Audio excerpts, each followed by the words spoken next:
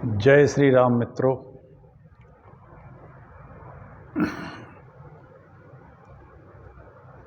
वाल्मीकि रामायण अब उत्तरकांड के अंतिम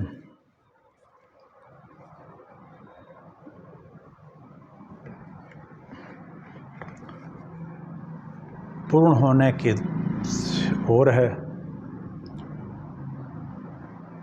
भगवान श्री राम जी ने अनेक कथाएं लक्ष्मण जी को सुनाई, माता सीता को भेजकर वाल्मीकि आश्रम में कुश और लव का जन्म, ये कथा कह चुका हूँ। भगवान राम अगस्त जी के आश्रम में गए। अगस्त जी ने उन्हें एक अद्भुत कथा सुनाई राजा श्वेत की, जो अपना ही नर मांस खाते थे और जाते थे। क्यों खाते थे? उसका कारण ये था कि उन्होंने अपने जीवन में किसी को दान नहीं दिया था, और जब शरीर की अवस्था पूर्ण हुई तो स्वर्ग में ब्रह्मा जी ने कहा, तुमने जब कुछ दिया ही नहीं है तो तुम्हें यहाँ खाने को क्या मिलेगा, अपना ही मांस जाकर खाओ। बाद में भगवान की कृपा से श्वेत को मुक्ति मिली, और वो भी जब अगस्त ऋषि ने आके उस दर्शन दिए, और उनको ये था कि जब अगस्त आएंगे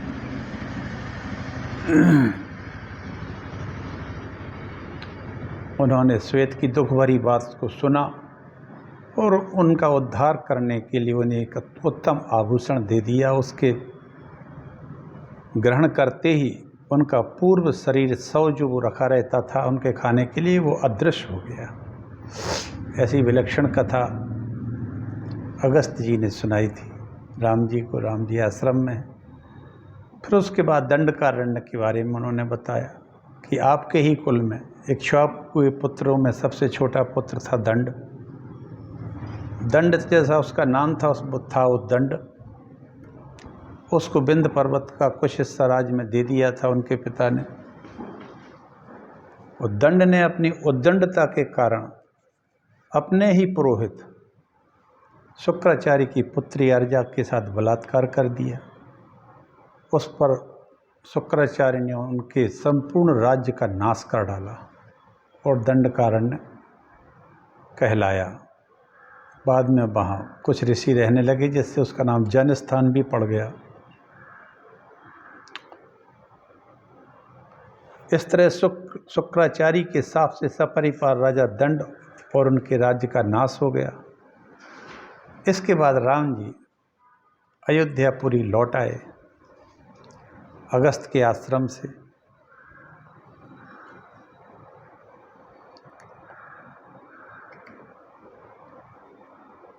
अब यहाँ से कथा हम शुरू करते हैं। आइए सब मंगलाचरण कर लें, इससे मन और वाणी दोनों पवित्र होते हैं। आप सभी श्रद्धालु भक्तजन हैं, सबको मेरा प्रणाम। नमोस्तु रामाय सा लक्ष्मणाय देव्यै च तस्यै जनकात्मजायै। नमोस्तु रुद्रेन्द्रयमानिलेभ्यो नमोस्तु चन्द्राग्निमरुद्गणेभ्यः। नारायणं नमस्कृत्य नरं चैव नरोत्तमं देवीं सरस्वतीं व्यासं ततो जयमुदीरये।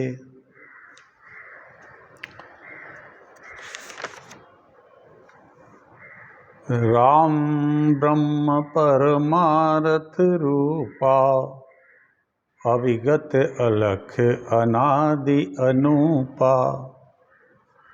राम ब्रह्म परमार्थ रूपा अविगत अलख अनादि अनूपा। व्यापक व्याप अखंड अनंता। व्यापक व्याप अखंड अनंता। अखिल अमोघ शक्ति भगवंता। देखे रावा मातहि निज अद्भुत रूप अखंड। रोम रोम प्रति लागे कोटि कोटि ब्रह्मांड। सियावर रामचंद्र की जय। माता कौशल्या को राम जी ने अपना विराट रूप दिखाया। रूप तो उनके प्रेम बस उनके गोद में खेल ही रहा था भगवान का, लेकिन उनका स्वरूप जो था अद्भुत अखंड विराट, वो भी उन्होंने कौशल्या जी को दिखाया और कह दिया कि माता आप अपने पास ही रखना इस बात को, ये सबको मत बता देना, नहीं तो सब लोग मुझे आज से ही भगवान मानने लगेंगे। और इस तरह से ऋषिर्वचन माज्ञाय रामा संध्या मुपासितुम अपाक्रामत्सरः पुण्यम अप्सरोण सेवितम। अगस्त ऋषि का यह आदेश पाकर श्री रामचंद्र संध्या उपासना करने के लिए सरोवर के तट पर जाते हैं और पुनः आश्रम में प्रवेश करते हैं कुंभज ऋषि के। अभी आश्रम में ही अब जाना है उनको अयोध्या। अगस्त जी ने उनके भोजन के लिए अनेक गुणों से युक्त कंद मूल और जरावस्था को निवारण करने वाली दिव्य औषधि, पवित्र चावल, भात आदि वस्तुएं अर्पित की। अब यहाँ एक बात आती है, अगस्त जी ने राम जी को ऐसा भोजन कराया जिससे बुढ़ापा नहीं आता था। जरावस्था माने बुढ़ापा। ये ऋषि मुनि जंगलों में रहते थे और वहाँ इनके औषधियाँ को जो जानते थे, औषधियाँ भी इन्हें वो बता देती थी कि हम कौन है क्या है। तो जरावस्था का निवारण करने वाली दिव्य औषधियाँ भी भात के साथ इन्होंने भगवान राम को खिलाई, भोजन में परोस दिया। भोजन से तृप्त हुए, प्रसन्न हुए भगवान ने रात्रि बड़े संतोष से वहीं बिताई। सवेरे उठकर रघुकुल भूषण महर्षि के पास गए। प्रणाम करके राम ने कहा, महर्षि अब मैं अपनी अयोध्यापुरी जाने के लिए आज्ञा चाहता हूँ, आप आज्ञा प्रदान करें। फिर कभी आपके दर्शन की इच्छा हुई तो मैं यहाँ पुनः आऊँगा। अगस्त जी बोले, श्री राम आपके सुंदर वचन बड़े अद्भुत हैं।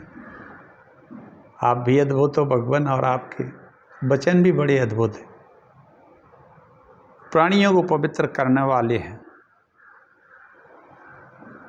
हे राम, श्री राम, जो कोई एक मुहूर्त के लिए भी, एक क्षण, एक निमिष, एक मुहूर्त के लिए भी आपका दर्शन कर लेता है, पवित्र हो जाते हैं, स्वर्ग के अधिकारी हो जाते हैं, देवताओं के लिए भी वे पूजनीय हो जाते हैं।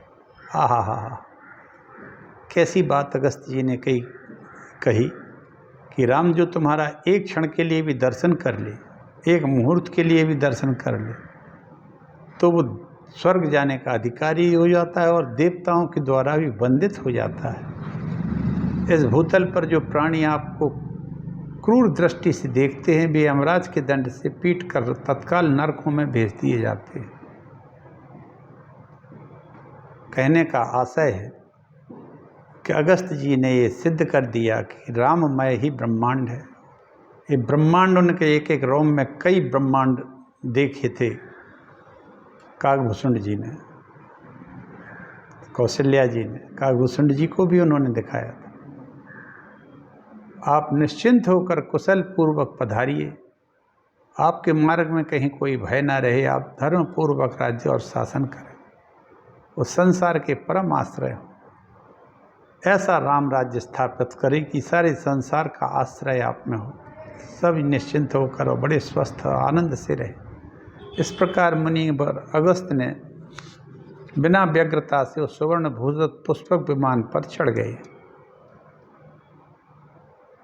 रामचंद्र जी सभी का अभिवादन किया और पुष्पक विमान पर बैठ गए। रघुनाथ जी अयोध्या में पहुंच गए और उतरे। भगवान से पुष्पक विमान को उन्होंने कुबेर के पास भेज दिया, जहाँ से उसको बुलाया था।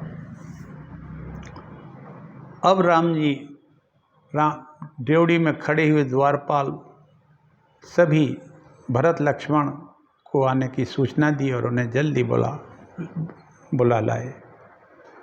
रघुनाथ जी बैठे हैं, दोनों भाई बैठे हैं। अब राम जी ने कहा कि भरत लक्ष्मण, मेरी इच्छा राजसूय यज्ञ करने की है। भगवान बोले राजसूय यज्ञ करने की है, भरत जी तुम्हारा क्या मत है? लक्ष्मण जी चुप रहे। क्लेश रहित कर्म करने वाले श्री राम का यह वचन सुनकर द्वारपाल ने राजकुमार भरत और लक्ष्मण को बुलाकर रघुनाथ जी की सेवा में उपस्थित कर दिया। राम जी ने उनको हृदय से लगा लिया, दोनों भाइयों को, और कहा, कृतम मया यथा तथ्यम द्वजकार्यमनुत्तमं धर्म सेतु मयो मथो भूया कर्तुमिच्छामि राघवौ। हे रघुवंशी राजकुमारों, मैंने ब्राह्मण का यह परम उत्तम कार्य यथावत रूप से सिद्ध कर दिया। अब मैं पुनः राजधर्म की चरम सीमा रूप राजसूय यज्ञ का अनुष्ठान करना चाहता हूँ। ये राजधर्म का अंत में बहुत बड़ा कर्म होता है, राजसूय यज्ञ करना चाहता हूँ। यह पापों का नाश करने वाला तो तुम दोनों आत्मा हो, अतः मेरी इच्छा के अनुसार राजसूय यज्ञ का अनुष्ठान करने की है, क्योंकि राजा का शाश्वत धर्म में प्रतिष्ठित है।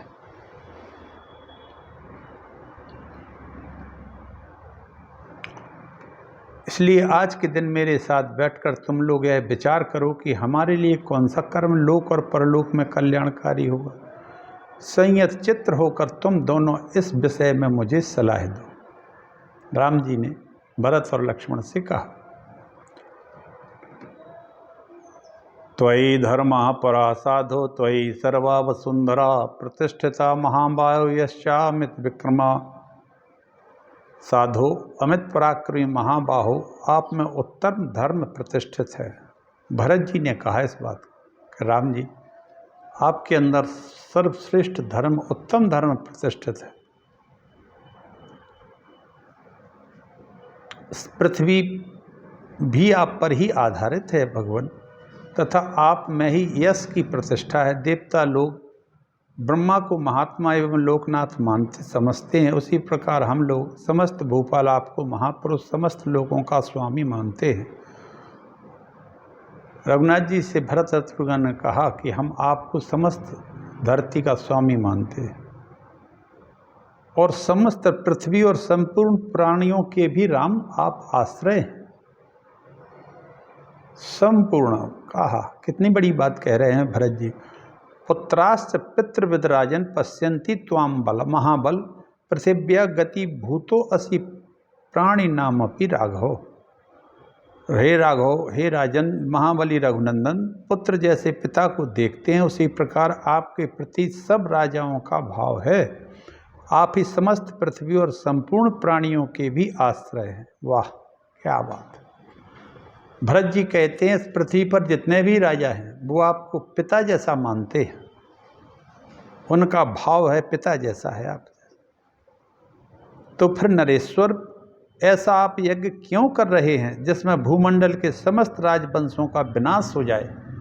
क्योंकि राजसूय यज्ञ में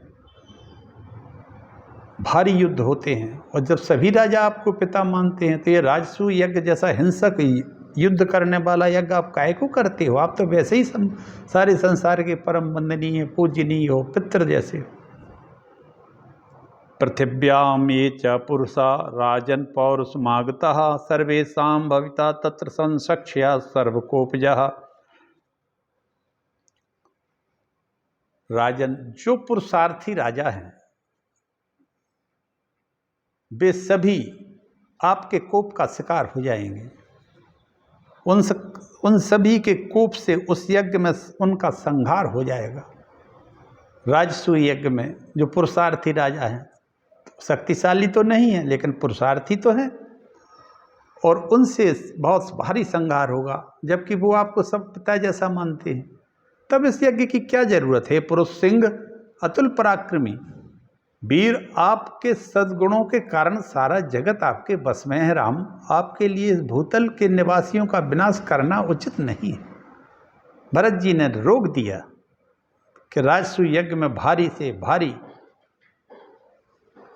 राजवंशों का विनाश हो जाएगा, इसलिए ये यज्ञ नहीं किया जाना चाहिए।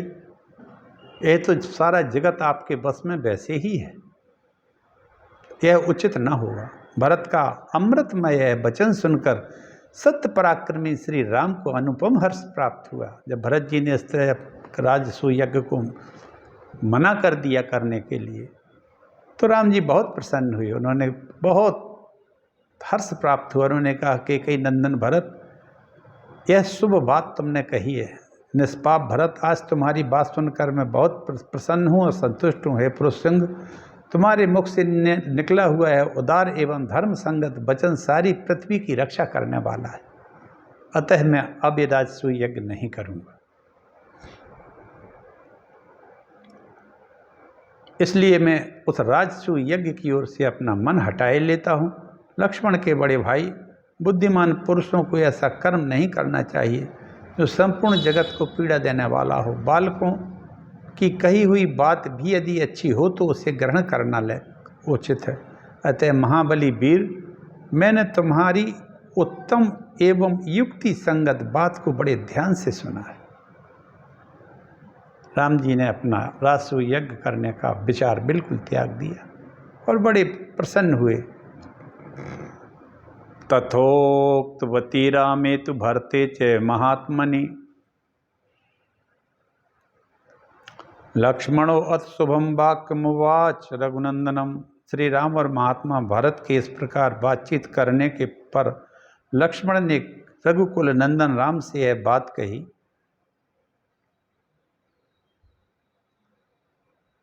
रघुनंदन, अश्वमेध यज्ञ नामक महान यज्ञ समस्त पापों को दूर करने वाला है, दुष्कर है, अतः इसका अनुष्ठान आप करें। महात्मा इंद्र के विषय में यह प्राचीन वृत्तांत सुनने में आता है कि इंद्र को जब ब्रह्म हत्या लगी थी तब वे अश्वमेध यज्ञ का अनुष्ठान करके ही पवित्र हुए थे। बहुत पहले की बात है, जब देवता और असुर परस्पर मिलकर रहते थे। उन दोनों वृत्त नाम से एक प्रसिद्ध बहुत बड़ा असुर रहता था। लोगों में उसका बड़ा आदर था। और इस वृत्तासुर की कथा पुराणों में मिलती है। त्वष्टा ऋषि ने इसको उत्पन्न किया था, क्योंकि त्वष्टा के पुत्र विश्वरूप को इंद्र ने मार डाला था, क्योंकि वो एक आहुति देवताओं को देता था, एक आहुति असुरों को देता था यज्ञ में, क्योंकि माँ उसकी असुर कुल से थी। वह 100 योजन चौड़ा और 300 योजन ऊंचा था। इतना विशाल तो उसका शरीर था। आत्मीय समझकर प्यार करता था और सबको स्नेह दृष्टि से देखता था। अब वृत्तासुर की एक विशेष बात यह है कि इतना विशाल शरीर था, वो बड़ा धार्मिक था। त्वष्टा मुनि का पुत्र था वो एक तरह से, ऐसा हमें ध्यान है जहाँ तक। उसे धर्म का ज्ञान था। उसके शासन में सभी कामनाओं को पृथ्वी देती थी। अद्भुत राज्य का उपभोग करता था वो। एक समय वृत्तासुर के मन में विचार हुआ कि क्यों न तप किया जाए, क्योंकि सारा साधन तप ही तो है। वृत्तासुर के मन में आया कि जिंदगी का सार तप ही है और सब कुछ मोह मात्र है। ये राज काज और जो भी होता है वो था तो राजा ही आकर, लेकिन उसने उसको लगा कि सब मोह मात्र है, इसलिए क्यों ना भारी तप किया जाए। और इस तप करने के लिए उसने अपने पुत्र को, जिसका नाम मधुरेश्वर था, राजा बना दिया। पूर्ववासियों को सौंप दिया और संपूर्ण देवताओं को ताप देता हुआ वह कठोर तपस्या करने लगा। उसकी तपस्या से दुखी हो गए सभी देवता। इतना उग्र तप किया उसने। सबने कहा प्रभु इस वृत्तासुर को तो मारना पड़ेगा। सभी विष्णु भगवान के पास गए अब यहाँ एक बात है, भगवान विष्णु उसके शुभचिंतक थे। विष्णु ने मना कर दिया कि भाई वृत्तासुर को तो मैं नहीं मार सकता हूँ, क्यों मारूं, उससे मुझे है प्रेम। तब सब देवता बोले कि वो पूरे लोकों पर आधिपत्य प्राप्त कर लेगा, उसके बाद फिर आपसे ना प्रेम रहेगा, उसका कुछ वो है असुर। आपके रक्षा करने से ही सारा जगत शांत है और निरोग हो सकता है। विष्णु, ये सब देवता आपकी ओर देख रहे हैं, वृत्तासुर का वध करना ही पड़ेगा, यह कार्य है, करें। उसके आप उन देवताओं का उपकार कीजिए और प्रजा पर का भी। प्रभु, आपने सदा ही इन महात्मा देवताओं की सहायता की है। तब भगवान विष्णु के तेज का इंद्र और वज्र आदि में प्रवेश, इंद्र के वज्र से वृत्तासुर का वध हुआ तथा ब्रह्म हत्याग्रस्त इंद्र को अंधकारमय प्रदेश में जाना पड़ा। वृत्त को भगवान विष्णु ने तो नहीं मारा, उन्होंने अपने तेज को 3 भागों में विभक्त कर दिया। लक्ष्मण जी कह रहे हैं राम जी से, उत्तम व्रत का पालन करने वाले सुमित्रा कुमार वृत्तासुर के वध की पूरा कथा कह सुनाओ। तब लक्ष्मण जी बोले, देवताओं, तुम्हारी इस प्रार्थना के पहले मैं महामना वृत्तासुर के स्नेह बंधन में बंधा हूँ, इसलिए तुम्हारा प्रिय करने के उद्देश्य से मैं उस महान असुर का वध नहीं कर सकता। वृत्त का वध नहीं कर सकते हम, क्योंकि वो बड़ा स्नेही है मेरा। परंतु तुम सबके उत्तम सुख की व्यवस्था करना मेरा धर्म है, कर्तव्य है, तो इंद्र ही उसका वध कर सकेंगे। मैंने अपने तेज को 3 भागों में विभक्त कर दिया।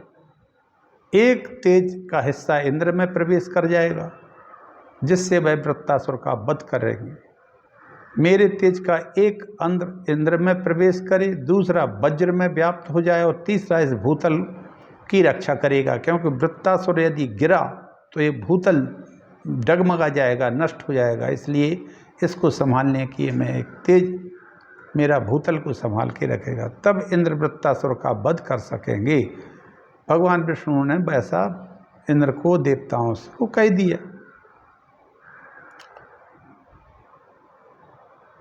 तत्पश्चात इंद्र वहां गए जहां वृत्त अत्यंत उग्र तपस्या कर रहा था,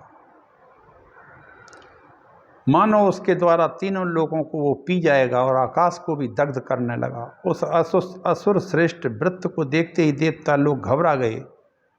वे लोग बोले, हम कैसे इसका वध करेंगे और किस उपाय से हमारी पराजय होने नहीं पाएगी। वे लोग वहां इस प्रकार सोच ही रहे थे कि सहस्त्र नेत्रधारी इंद्र ने दोनों हाथों से वज्र उठाकर उस वृत्तासुर के मस्तक पर दे मारा। इंद्र का वह वज्र प्रलय काल की अग्नि के समान भयंकर और दीप्तमान हो उठा, उससे बड़ी भारी लपटें उठी। उसकी चोट से खाकर वृत्तासुर का मस्तक गिरा और वह सारा संसार भयभीत हो उठा। निरपराध वृत्तासुर का वध कर दिया इंद्र ने, जबकि उस समय कोई अपराध नहीं किया था वृत्तासुर ने। इसलिए उनके पीछे तुरंत ब्रह्म हत्या लग गई, और ब्रह्म हत्या के लगने से इंद्र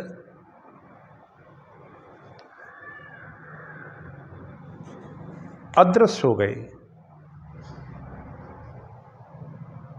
परमेश्वर, आप ही जगत के आश्रय हैं, आदि हैं। आपने संपूर्ण प्राणियों की रक्षा के लिए विष्णु रूप धारण किया है, परंतु ब्रह्म हत्या इंद्र को कष्ट दे रही है। अतः सुरश्रेष्ठ, आप उनके उद्धार का उपाय बताइए।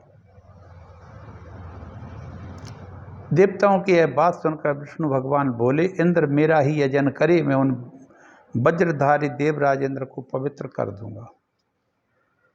पवित्र अश्वमेध यज्ञ के द्वारा मुझ यज्ञ पुरुष की आराधना करें। पाकशासन इंद्र पुनः देवेंद्र पद को प्राप्त कर लेंगे और उन्हें किसी प्रकार का भय नहीं रहेगा। देवताओं के समक्ष अमृतमयी वाणी द्वारा उक्त संदेश देकर भगवान विष्णु अपने धाम को चले गए। इसके बाद इंद्र के बिना जगत में अशांति छा गई। फिर अश्वमेध यज्ञ हुआ, उसके अनुष्ठान से इंद्र का ब्रह्म हत्या से मुक्त होना।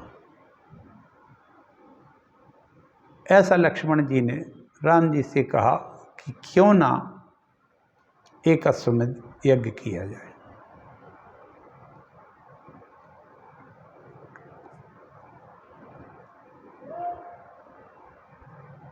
तब बृहस्पति जी को साथ लेकर ऋषियों सहित देवता उस स्थान पर गए जहां इंद्र भय से मोहित होता। ते तु दृष्ट्वा सहस्राक्षमाव्रतं ब्रह्महत्याया तम पुरस्कृत देवेशेमश्वमेधं प्रचक्रे। वे इंद्र को ब्रह्म हत्या से आवेष्टित देख उन्हीं देवेश्वर को आगे करके अश्वमेध यज्ञ करने लगे और उस अश्वमेध यज्ञ से इंद्र को पवित्र बनाना। ब्रह्महत्या ने महामनस्वी देवताओं के निकट आकर पूछा, मेरे लिए कहाँ रहें? यह सुनकर संतुष्ट प्रसन्न देवताओं ने उनसे कहा, दुर्जय शक्ति वाली ब्रह्महत्या, तू अपने आप को स्वयं ही 4 भागों में विभक्त कर ले। महामनस्वी देवताओं का यह वचन सुनकर महेंद्र के शरीर में दुख पूर्वक निवास करने वाली ब्रह्महत्या ने अपने 4 भाग कर दिए। इंद्र के शरीर से अन्यत्र रहने के लिए स्थान मांगा। तब उसने कहा, मैं अपने एक अंश से वर्षा के 4 महीनों तक जल से भरी हुई नदियों में निवास करूंगी। उस समय मैं इच्छानुसार विचरने वाली और दूसरों के दर्प का दलन करने वाली रहूंगी। उसने एक अंश से ब्रह्महत्या ने बरसात में भरी हुई नदियों में रहना मांगा। दूसरे भाग से मैं जब भूमि पर निवास करूं तो इसमें संदेह नहीं, मैं आप लोगों से सच्ची बात कहती हूं और मेरा जो निवास भूतल पर निवास करूंगी दूसरे भाग से। तीसरा अंश है, इसके साथ में युवावस्था में सुशोभित होने वाली गर्भीली स्त्रियों में प्रति मास 3 रात तक निवास करूंगी। सुरश्रेष्ठ जो झूठ बोलकर किसी को कलंकित नहीं करते, ऐसे ब्राह्मणों का जो लोग वध करेंगे उन पर मैं अपने 4थे भाग से आक्रमण करूंगी। ओहो, ब्रह्महत्या ने कहा, जो झूठ बोलकर किसी को कलंकित नहीं करते, ऐसे ब्राह्मणों का जो लोग वध करेंगे उनको मैं ब्रह्महत्या लगूंगी और उनका विनाश करूंगी। इसलिए ब्राह्मणों को कोई नहीं मारता है और ना मारना चाहिए, और ब्राह्मण भी कभी झूठ ना बोलें, सत्यवादी भी रहें और आचरण से अच्छे रहें, जिससे कहीं के धोखे से भी उन पर कोई कष्ट ना आए, क्योंकि ब्रह्महत्या ब्राह्मणों की रक्षा करती है। और जो लोग ब्राह्मणों का वध करते हैं या उनको वध जैसा कष्ट देते हैं, उन पर मैं अपने 4थे भाग से आक्रमण करती हूँ। ये बात बिल्कुल सही है और कई जगह देखने में भी आई है। जिन लोगों ने निरपराध ब्राह्मणों को कष्ट दिया उनका विनाश हो जाता है, मैंने खुद देखा। इसलिए कभी नहीं करना चाहिए। ब्रह्महत्या उनके पीछे पड़ जाती है। वृत्तासुर की ब्रह्महत्या ब्राह्मणों का रक्षण करती है। तब देवताओं ने उनसे कहा, ध्रुव वैसे तू जैसा कहती है वैसा ही हो, जाओ अपना अभीष्ट साधन करो। तो एक भाग से तो वो नदियों में रहती हैं। जब भारी नदियों में बाढ़ आती है उस समय वो प्रलय सा मचा देती हैं। आजकल हम देखते हैं उत्तराखंड में, गंगा यमुना में और नदियाँ, इनमें सब में ब्रह्महत्या का एक भाग है। एक भाग से वो भूमि पर निवास करती है और एक भाग से स्त्रियों में रहती है, जिससे प्रतिमा है उनको मासिक धर्म आता है, और एक भाग से वो ब्राह्मणों का रक्षा करती है, या ब्राह्मणों की ये कहें कि जो ब्राह्मणों को कष्ट देते हैं उन पर आक्रमण करके उनको नष्ट कर देती है। इसलिए आज मित्रों एक नई बात समझ में आई है, ब्रह्महत्या किसी की नहीं करना चाहिए, किसी को नहीं करना चाहिए। वैसे तो ये है कि अकारण किसी की भी हत्या नहीं करना चाहिए, जीव मात्र की, क्योंकि सभी ब्राह्मण हैं, ब्रह्म हैं शरीर में स्थित, जभी तो ब्राह्मण है। ब्रह्म जीव ही है, जीव ब्रह्म तो है ही। इसीलिए किसी की हत्या करके अनावश्यक खुद को संकट में न डालें, क्योंकि जब कोई भी व्यक्ति किसी की हत्या करता है तो उस समय उसको तुरंत ही उसकी हत्या, संपूर्ण परिवार की हत्या की व्यवस्था ये ब्रह्महत्या कर देती है, लग जाती है उसको। इंद्र के अपने पद पर प्रतिष्ठित होते ही संपूर्ण जगत में शांति छा गई उस समय इंद्र ने अद्भुत शक्तिशाली यज्ञ की भूर भूर प्रशंसा की। लक्ष्मण जी कहते हैं, रघुनंदन, अश्वमेध यज्ञ का ऐसा ही प्रभाव है, अतः महाभाग पृथ्वीनाथ आप अश्वमेध यज्ञ के द्वारा यजन कीजिए। इति लक्ष्मण वाक्यमुत्तम नृपतिरतीव मनोहरम महात्मा परितोष्मवाप हृष्टचेता सा निश्मयेन्द्र समान विक्रमौ यः।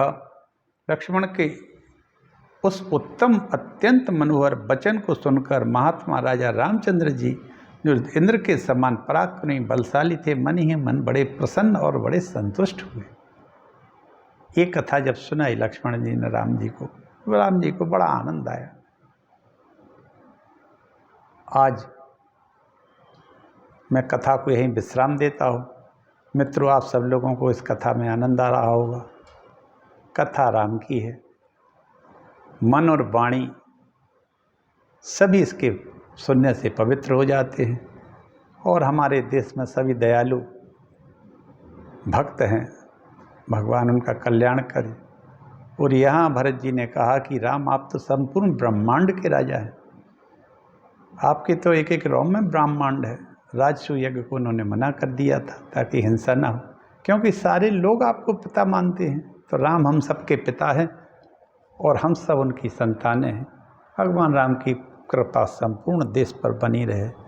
जय श्री राम, जय राम, जय जय राम। सिया राम मैं सब जग जानी, करो प्रणाम जोर जुग पानी। सभी लोगों को श्री राम समझकर मैं सभी के चरणों में प्रणाम करता हूँ। जय श्री राम।